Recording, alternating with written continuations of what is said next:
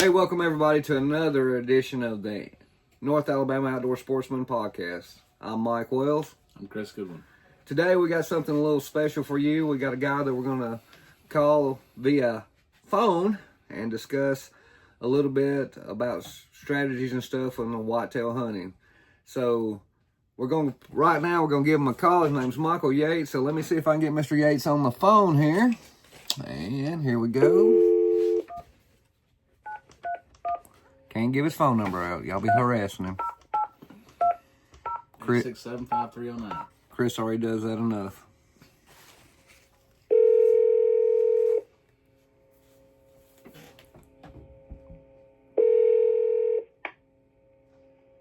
Hello? Is this Michael Yates? It is. Mr. Yates, this is Mike and Chris with the North Alabama Outdoor Sportsman. How you doing, sir? I am hanging in there like a hair in a biscuit. Oh, Lord. Well, I hope, as long as you know where that biscuit comes from, that's all that matters. How can I help you fellas today? Well, we heard that you had some good information that maybe can help young hunters, youth hunters, or anybody in particular. And we got a specific subject we want to talk about today, and we was wanting to know if you're willing to participate. Yeah, sure. All right. Well, drum roll, please. The subject for today is wind and whitetails. So, And kind of tell us a little bit about yourself before we get started. So give us a little background, and then we'll get started with a little Q&A and go from there. Okay. Well, I'm Michael Yates. I'm the CEO of Pressure Deer Pros. We had put that group together back in the early 2000s to try to help educate people to the habits of the whitetail deer in all aspects. All right, let me ask you something. What made you, your group, or whatever come together and say, hey, I think there's a need to share our knowledge and our experiences with other people? Did you have a lot of people coming asking you questions? What was it? What made Pressure Deer Pros come about? Was you seeing the wrong information being put out? Well, mostly in my own aspect was a lot of trial and error, and I just wasn't happy with the results I was getting, so I started just hammering every information I could find.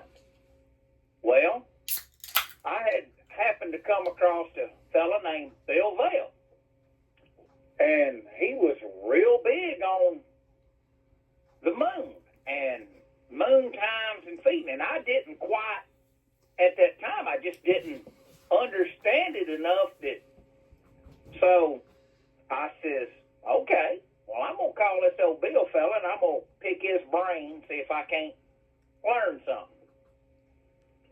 Well, I guess Bill kind of says, now where's this redneck, come in, and he wanted to pick my brain a little, so we just developed a friendship over that, and then he said, hey, I got somebody I want you to meet. Greg Skufka. Guy run a habitat project in the upper corner of Michigan, and probably you guys, you'd have to see it to understand it when I say the improvements that man had put on it. Well, Bill had met Greg through, Bill had helped him with timing out the deer on the moon. And so we just all got jabberjawing one thing, and we were like, man, this is all too good that, a lot of people are missing a lot of information out here, and we might as well put it out before, it just becomes where people just take stuff for granted that's just not true. And so right there, over just us jabberjawing as friends, Pressure Deer Pro evolved from that point on. Okay, so beforehand, before you had this meeting and all that, your typical, of course, I guess the internet was a lot different at this point. So you're hammering information off of videos you've watched, what little research you could do, I guess stuff like that, correct? And plus your personal experience. Yes, every basic trade show, every time I could speak to hunters because early on, I got real big into competition archery. And I met a lot of great bow hunters, too. And that's just kind of just how it started out. I just always developed a love for the whitetail. From clean back to when I was a kid, when we would, the typical southern deer camp. It didn't matter if you killed anything or not. You was there to, have good food and camaraderie. Right. Like the good old boy hunt. Exactly. Like the good old boy hunt. And, well, I moved to Missouri with a job. That's also where I met my wife and lived there for years. Well, they didn't there do kind of the deer camp thing. When I first introduced my brother-in-law to the concept, he's like, what? And so it just transpired from there. Now, you couldn't, typical deer camp, you couldn't throw him out if you tried. It's a brotherhood of hunters, and I think that goes back from clean back to caveman times. I think it's just ingrained in humans for that. Okay, so prior to this, though, was you strictly just a whitetail hunter, or did you do any other type of hunting? Would you correlate any other type hunting that you may have done and compare it and contrast it to whitetail hunting? Yeah, I started out small game hunting and fishing. Well, you always had to look for structure to find the fish. Well, in the small game, you always had to use woodsmanship to see where the squirrels was cutting, see the briar patches the rabbits would duck into. Now, we didn't at that time, anything like turkey or anything like that. We didn't have a lot of them here. They were here. We just didn't have them. So it wasn't a real priority there. Did you hunting. Did you have father, grandfather, anything that helped bring you up to show you things, or are you self-taught? My father, small game hunted, did the deer camp. Okay. Literally never killed a deer in the state of Tennessee. Only in Washington State when he was in the Navy. But he wouldn't miss deer camp for nothing. That's kind of a funny joke. We used to make a bet on whether he'd load the gun or not. I got you. I think somebody's a millionaire over the last time he actually put a bullet in it. We have to look back on the tab sheet and find out who it is, I understand. Well, that's great. So then, in other words, you started off, you had a little bit of help to get you started, and then you kind of just got to the right people, the right information, and what you self-taught yourself.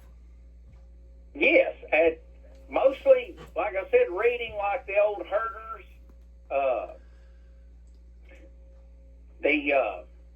how to live on $10 a month and be happy, and the old bull cook books and all. That was my thing. I never really watched a lot of TV. I always just loved to read. Some of my bow hunting heroes, a lot of folks don't register that one. Glenn St. Charles. I think that man hung the moon. I'm almost sure he did. Brother Fred. That's, he kept the normal man in the woods. And for those of you that don't know who he's talking about Fred Bear. Yes. Bear Archery. Yes. And so forth. Well, that's awesome, and that's pretty astounding background to where we're leading into today. So we're going to kind of get into a little bit of a Q&A. We're going to kind of break it down. And we're going to start off. We got some main topics that can roll into a little bit of subtopics to try to round them out.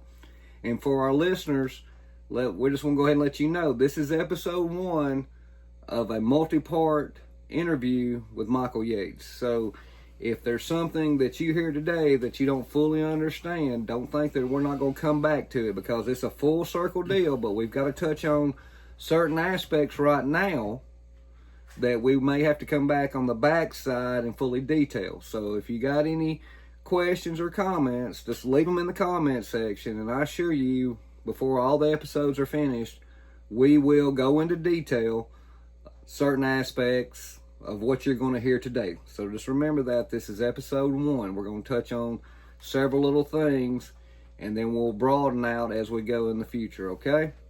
So, topic number 1. How to hunt the wind.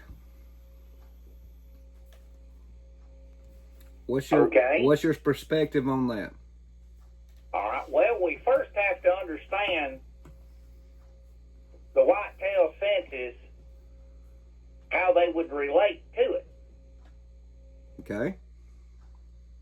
Okay, and the order in which a whitetail senses, is standard: sight, sound, smell, touch, taste. Okay. The same with pretty much any animal on Earth. But it's the order of distance that they can detect this. All animals can see farther than they can hear. They can hear farther than they can smell. They can touch something in less distance than they can taste it. And that's also in which the speed that their brain will register this impulse. Okay. With that being said, let me jump in here and ask you this. So would you say that, of course, with the senses and the processing of the senses, would you say, for instance, a mature buck would be faster or slower than, say, a 1.5-year-old?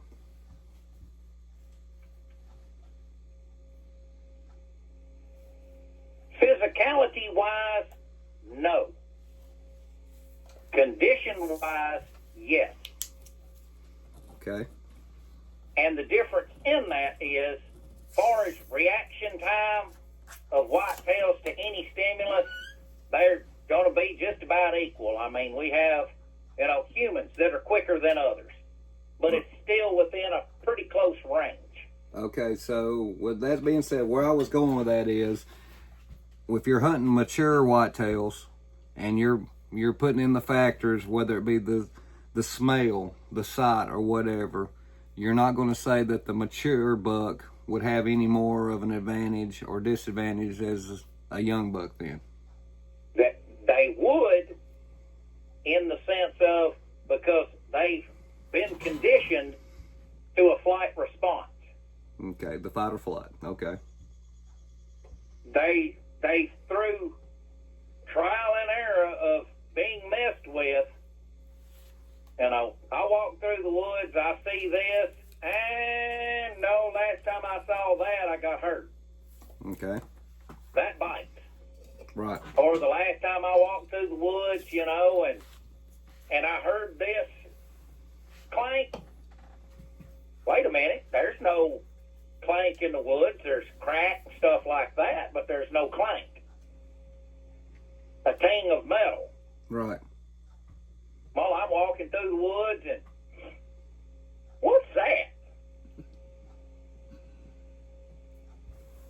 Last time I smelled that, something tried to bite me.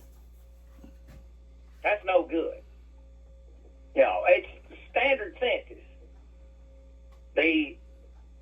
If I didn't tell you something was bad, or if I didn't condition you into something was bad, you would have no fear of it.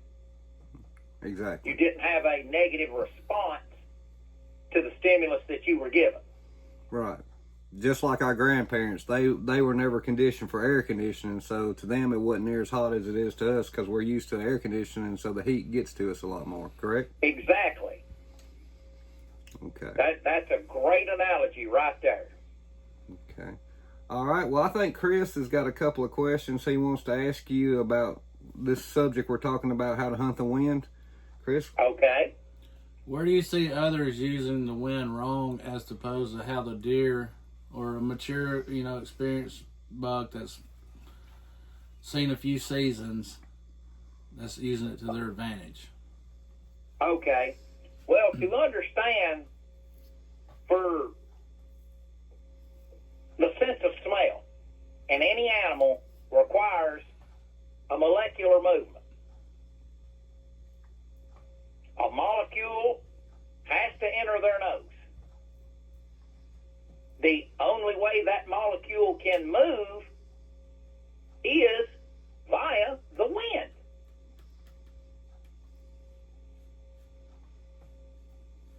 So the wind is going to translate how that molecule travels.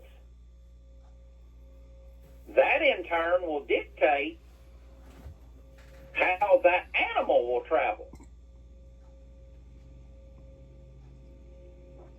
Because if they can't collect that molecule, they don't know if this is dangerous, they don't know if this is food. It's a basic molecular movement. Yeah. With that molecular movement, all air can be measured in how it moves. You can map the wind. You can map it how it acts over an object. Okay, kind of give us a little bit of a breakdown. Say I'm trying to hunt the wind.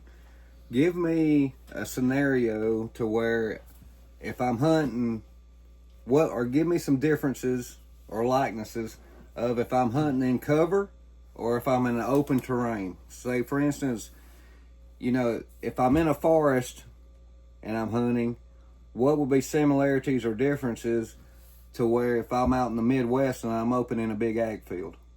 Okay. When I want you to think of it as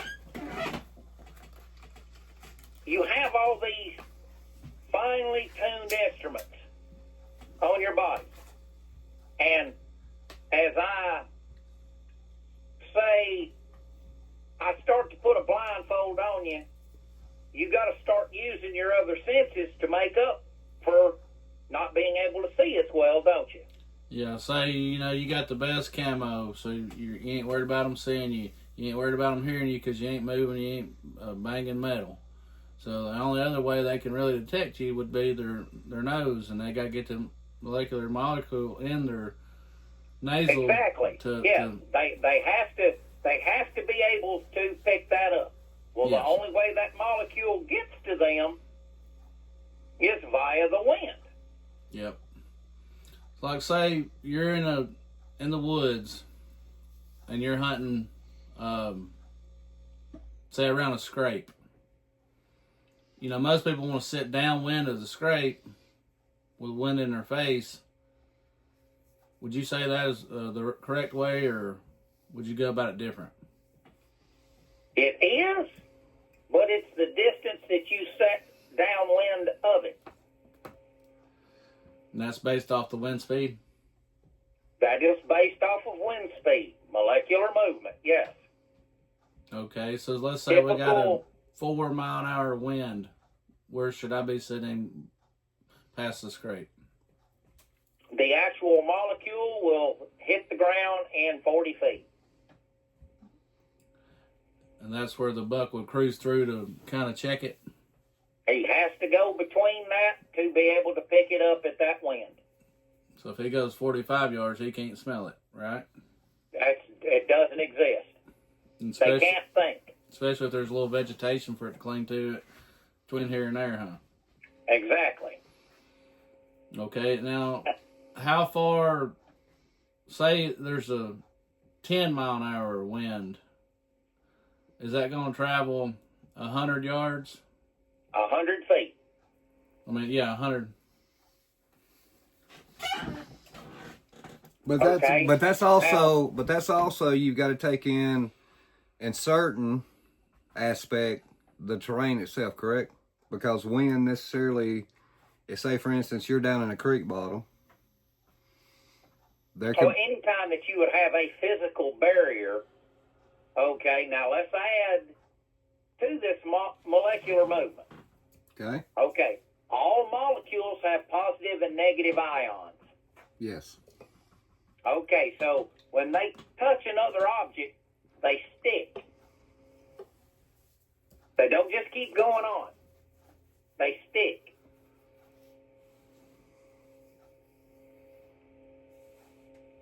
And you have to break it down into, if they touch another molecule, they stick to that molecule.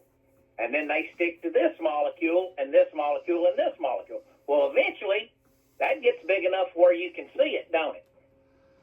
Yes. Well, all molecules have specific gravity. And in our cases, anything that's lighter than air, we don't need to worry about because it floated off into space. Anything that's heavier falls at a rate of 33 foot a second squared. Each foot it falls till it reaches maximum velocity at sea level, which is about 127 miles an hour. So the heavier the molecule, the quicker it's going to hit. Yep. How this translates is once you know the wind speed, you know how far to set back up off the sign that you've already seen. That's usually so that where the those animal has to pass between you and the sign, but still be within striking distance for you.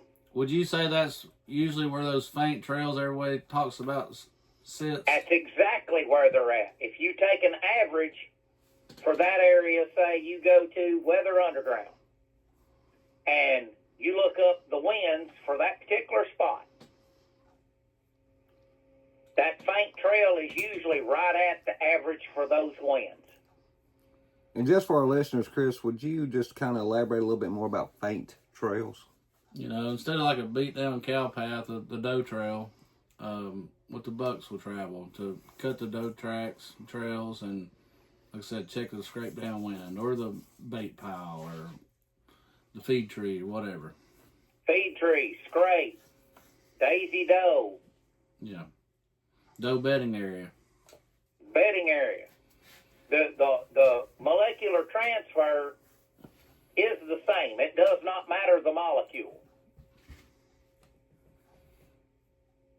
Okay. They can't smell a feed tree no farther than they can smell a doe. Right. Right. They can't smell a doe any farther than they can smell a coyote. Okay. All right. All right. You got another question, Chris? Yeah. So what about blowing at them?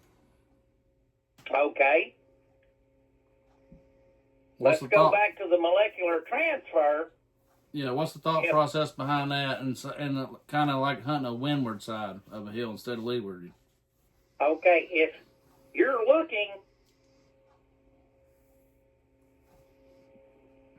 upwind of you, okay, you couldn't smell anything.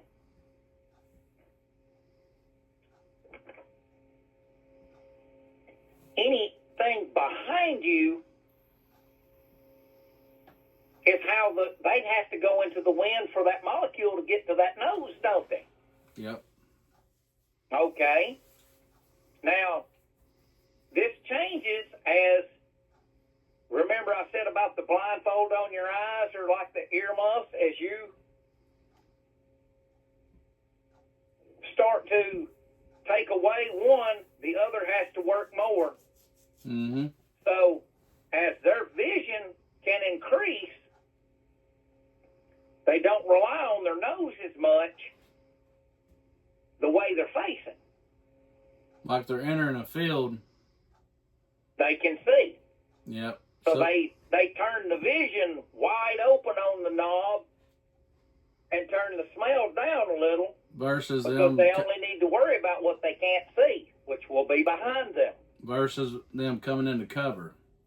When they're in cover, they can't see real well in the cover because your eyes won't penetrate it, but yet the wind will penetrate it and bring smell to them, molecular movement.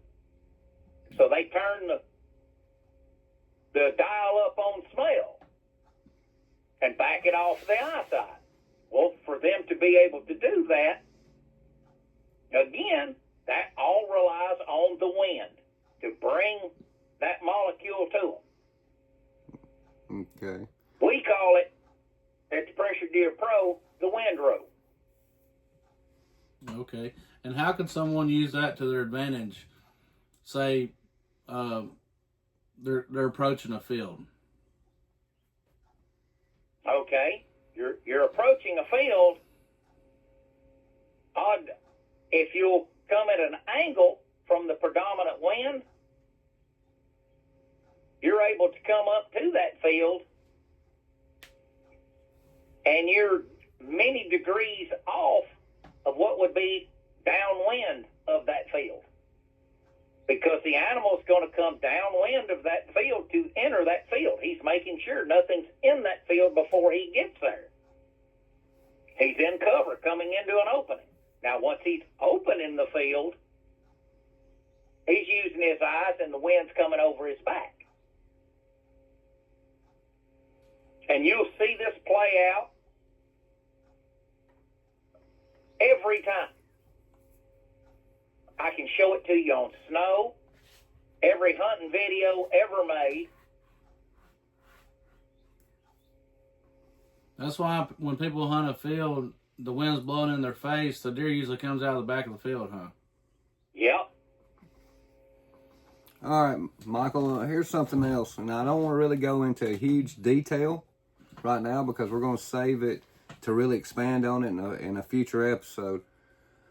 But a lot of people that have heard different hunters, whether it be, YouTubers, podcasts, videos, whatever, they've heard the term J-hook.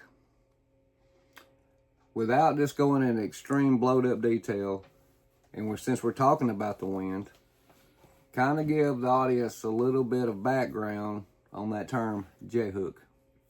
Well, that's another one that Pressure Deer Pro, we coined that in the early 2000s. And we had noticed this behavior being done if you set a fixed point, say a scrape.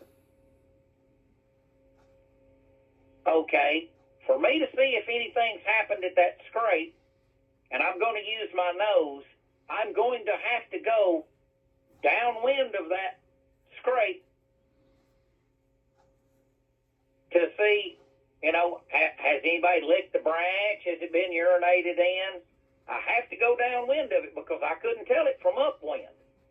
Correct. So I have to come around and actually pass by it downwind for that molecular transfer to me. Well, as soon as I get that transfer, yeah, there's something been there. Then I turn and go straight back up the wind and go straight to it. And the scent gets stronger and stronger and stronger the more molecules are blowing right into my face.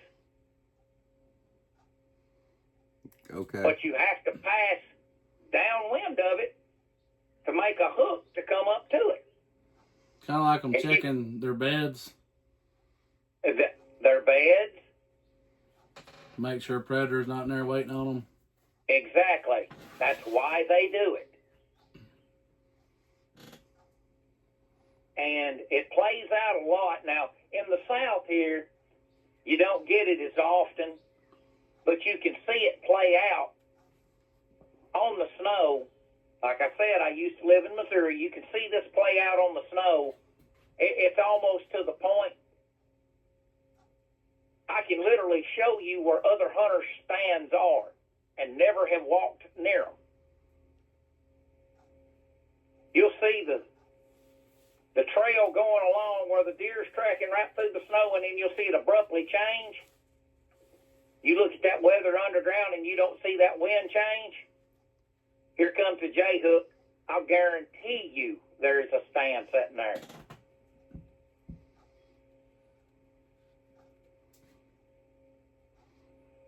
Okay. So for the people that's listening, we've kind of touched a little bit on that so forth, and we were talking about the wind and all. How would you, if you're talking to someone new to hunting or someone that don't quite understand, explain to them how they could use the wind in their favor? Okay, that makes it fairly simple. Any new hunter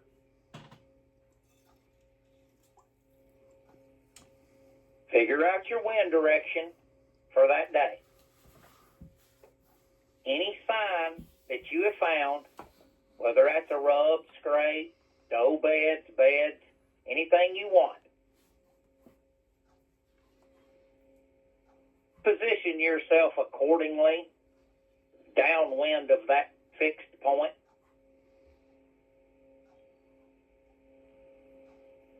To where you're outside the realm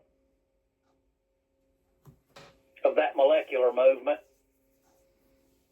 but yet close enough to see between it. Okay. Now, with that being said, this comes with learning more and more. I don't want to get above anyone on this on how to do that at the particular moment. Right. We're at elementary school right now. As we progress in different episodes, we'll get up at the college level. So that's what exactly. That's what I'm saying. As a basis for a newer hunter, say you find this big old rub, and you're sure it's a good one. Hint for the newer hunters: don't go by tree diameter, go by height on the tree. That's an excellent point. Back off of that sign accordingly. Okay. All right, Chris, what's your next thing you want to ask him about? Okay. You know, there'll be critics that say if the deer always done this, then they would end up in North Dakota or something. Why is that not the truth? Okay. This gets brung up a lot. Now, I'm going to have to go into a little bit more of an educated thing than for your layman. I will discuss it again at any point. And, you know, my number's on the website. I will help any new hunter. That phone is on. Okay, you have a phenomena in the northern hemisphere. It also happens in the southern, but it's just opposite. It's called the Coriolis effect. It's kind of like a toilet flushing. Yes. Okay, that being said, in the northern hemisphere, it's going to be counterclockwise, will be the spin. But how I need the layman out here, or elementary school kid, you can watch the commode go counterclockwise. Yep. The air currents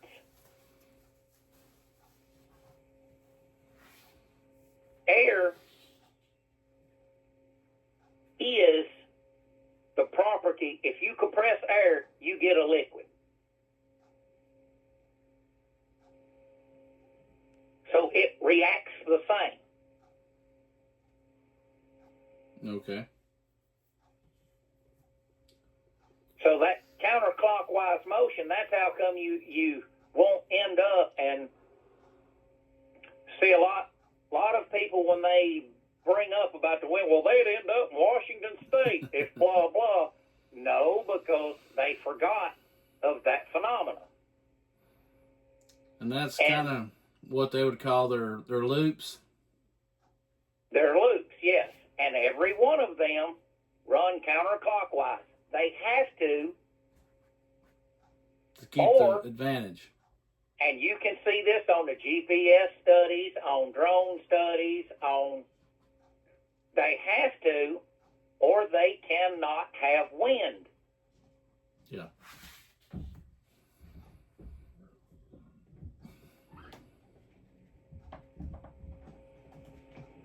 And that seems to be a subject of debate with people, but physics says, sorry, this is the answer. There is no other.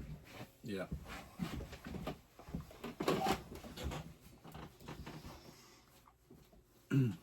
Okay, so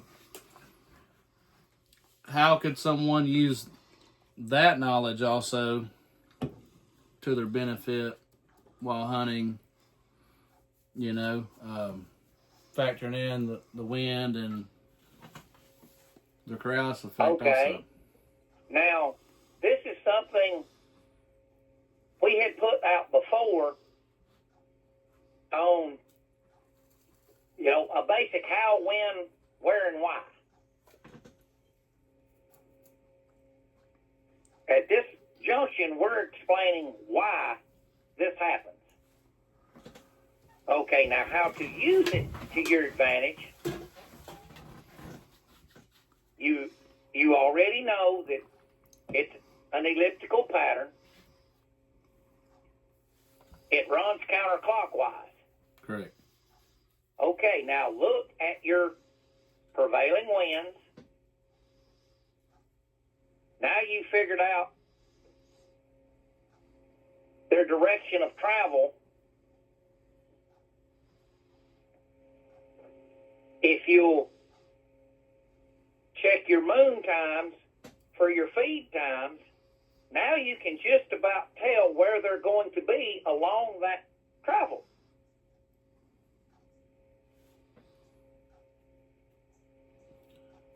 Okay. All right. Well, Michael, I got one thing. Suppose the young hunter is out there. Do you have any techniques or tips? Because, of course, they may not have access to data on your phone. They might be out in the forest. They have no cell service or anything. Do you have any tips or techniques to where they possibly could benefit trying to figure out some of the wind and so forth, if they don't have like the modern means just to look it up and say, all right, we got a wind out of the northwest this day? I mean, do you got anything? Suppose you didn't have that technology. You're just like, say you're like the Indians was when they was out there. They didn't have internet or cell phones. They had to figure it out on their own. You got any little tips or techniques that you might share to help out the younger guy, or, someone that's in the position to where they, can't get that information at that point in time when they're out there in the woods or something? Predominant winds in the United States are out of the north, out of the south, with a slight variation of east to west, and you tend to get more out of the west due to the way the jet streams run. That's one of those for the layman out there, or for the kid. The best that I can do with that, if you don't have the ability to research that, just take it on faith for now. You'll see it play out if you watch the weather. The weather fronts come in the United States out of the west. You get very few that come in out of the east. Okay. All right. Well, that's a good little tidbit to know and so forth. And maybe watch the leaves, the movements, and if Yeah, it's early season. Again, you can always, take some talcum powder, little fluff of cotton, pull some lint off your sock and drop it. You can see which way the wind's going. Okay. That's just a basic. Okay. That starts. That'll be chapter 1 for you. Yeah. We're gonna wrap it up with this last one, unless Mike's got anything else to. Then we're gonna do the other episodes too later on about other topics. What would be one thing you could tell youth, new hunter, even a guy that's been hunting for a while, a tip on woodsmanship? What could help their hunting experience and knowledge of that doesn't get discussed a lot? Well, as I said before, we're pressure deer pro. The pressure of hunting is only getting greater.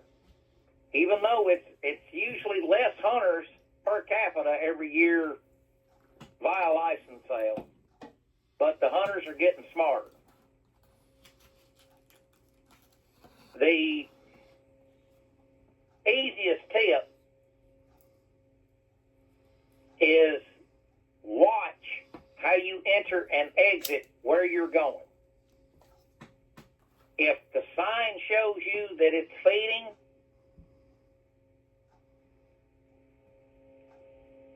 don't go through it anywhere near dark.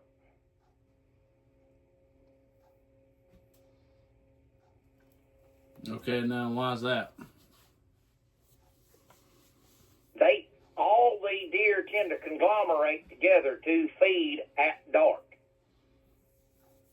That's a bunch of eyes, ears, and noses that you've got to fool.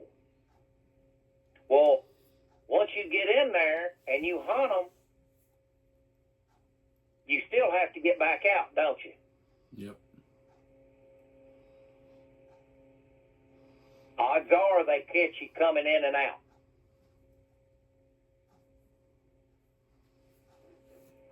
Okay. Learn the difference in daylight sign and dark sign. That's pretty powerful right there, to actually know the two differences. Well, Michael, we appreciate you coming out on this. Like I've said before at the beginning, this is going to be multi-episodes with our discussions with Michael Yates. And so if there is something you'd like to ask or want us to ask, leave us a comment. And as always, if you like this channel, please ring that bell, hit the subscribe, and then you can see everything that we do through the eyes of the North Alabama outdoor sportsman. We appreciate you, and we'll see you on the next one. Thank you.